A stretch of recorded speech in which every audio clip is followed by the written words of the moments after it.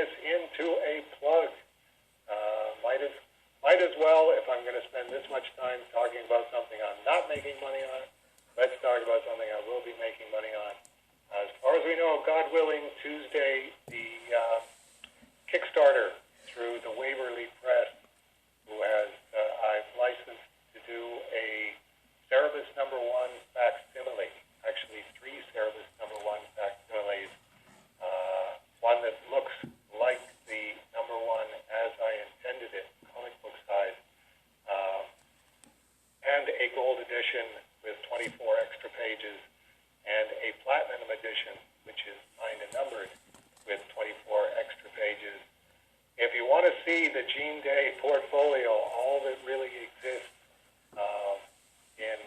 that's accessible to me anyway in this day and age, this will be the first time that the inside back cover isn't halfway rolled onto the inside front cover, trying to make a comic book into a magazine size comic book. And I was very, very pleased getting the prototypes in and flipping to the back cover and going, well, there it is. That's the Gene Day Star Wars ad I've been looking at since 1977, but it's all on the inside back cover. And I didn't even fix the typo where it was supposed to say Best SF Film, and whoever did the typesetting for it at Flat Press Graphics changed it into Best of Film. So if you're reading that and going, Best of Film, what does that mean? It was supposed to be Best SF Film. The only reason I know that there were 250 printed is because my prototype copy came in the mail today. It did. And the Kickstarter's not starting on Tuesday. It started about 10 minutes before you called. And let me check real quick on the interwebs. It already has 25 backers. Okay. And that they've raised almost $25,000 or $2,500. Okay. $25,000, I was about to say. Man, oh man, these aren't any people I know. Well, that's great, because Dagan faxed me, Dagan James, who's the publisher in Waverly Press, going, I don't know what's going on. I always get automatic approval from Kickstarter. I haven't heard from anybody. This was supposed to go up at 8 o'clock this morning, so we're bumping it to Tuesday.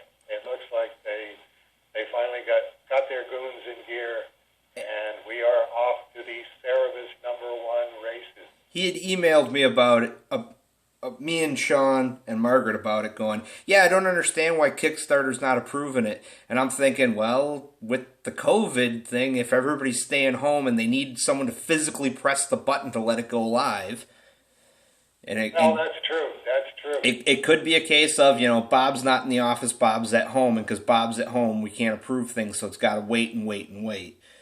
And then he emailed earlier today going, okay, they said it's approved. Should I wait till Tuesday or do it now? And I'm like, I would do it now because I'm going to talk to Dave in about an hour. Right. So what did you think when you looked at your prototype? My prototype is the expanded edition, so it's got the extra 24 pages. Right. And I don't have a Cerebus #1. I don't have a counterfeit. I do have a bi-weekly. I have a Swords, and I have the phone book, but this is the closest I'm going to get to an actual Cerebus #1, and it's better because Sean cleaned it up and made it real pretty. It's got all the extra stuff with modern commentary. It's in mint condition. Near mint, because I read it. I got it, opened it up, and I'm like, I've read this story. I've read the bi-weekly reprint, so there's nothing in here from the original that I haven't seen. And then I'm like, but there's the extra stuff. And I'm like, he sent you a PDF of this and you read it 2 weeks ago. Why are you flipping? Because I'm a comic book Cerebus fan, and new Cerebus, even if it's old Cerebus, is still new Cerebus. That's right. He also included a couple of the prototypes for some of the extras, like the bookmarks. And then he sent me like 8 of one, and I think like 7 of the other one, and I'm like, okay, I only need 1 of each, so maybe I'll do something with the other ones. And then he sent the prototypes of the trading cards, and I'm like, oh, these are neat. And I'm like, I'll do the same thing, keep a set for me and get rid of it. And I started looking at them, and every single trading card is different. One of them is printed so that the bumps in the Zipatone is raised. The backs are different on all of them. They're crop I didn't get one of those. Yours are in Norway. Oh, that's right. That's right. Mine are still on their way back from Norway. Their COVID-19 vacation. I mean, when you get the box, you're going to be, on the one hand, you're going to be super excited to finally see this stuff. On the other hand, you're like, but if I don't open it, these are pristine, never been viewed by anyone except for Dagan. And you're going to open them. Yeah, I think I probably will. But now you put that thought in. Well, so. Well, I'm an evil editor, I know. There you go. It's been really, really cool, though, because, getting in the prototype and then did a hand-corrected version and get in another one. And it is just like having a Cerebus #1 lying around the house. I do pause even walking past it going, well, that's pretty darn cool. Mine isn't in pristine mint either, but that's at least a 9.2 Cerebus #1 sitting there on the carpet. Well, and my prototype, I believe the letter says it's like version 3. There's still a few typos. It's not what everyone's going to be getting through the Kickstarter. The Kickstarter one's going to be slightly better, which is why I was the first person to back the Kickstarter. Oh, good. Good for you. As soon as he got the link, I'm like, I'm going to buy, because he's got a pack where you get the regular version, the gold version, and the platinum version for $50. And I'm like, sold. I almost went for the $95 where you get the proof version, and I'm literally holding a proof in my hand going, I don't need to buy this, I already have it. That's right. Don't tell Janice, if you do, that you paid $95 for something that you already had. Yeah, We're okay with collecting around here within limits, but that obsessive kind of stuff, don't do that. Yeah, it's we've definitely been babysitting this all along, and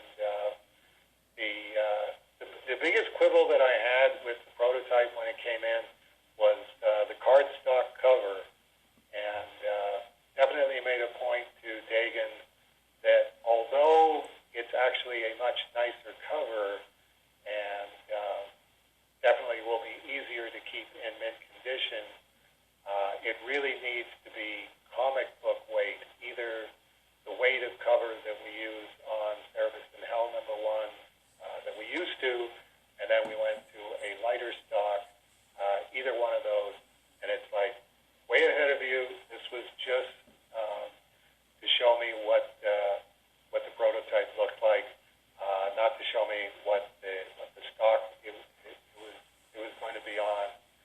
And that gets into the area, well then, why are you calling this a proof? If it's not what the thing's going to look like, don't do it this way. But it's going to work out fine. I'm definitely looking forward to getting my platinums and my gold and my reds in and bagging and boarding them for the archive. Are you going to send one off and get it slabbed as a 10.0?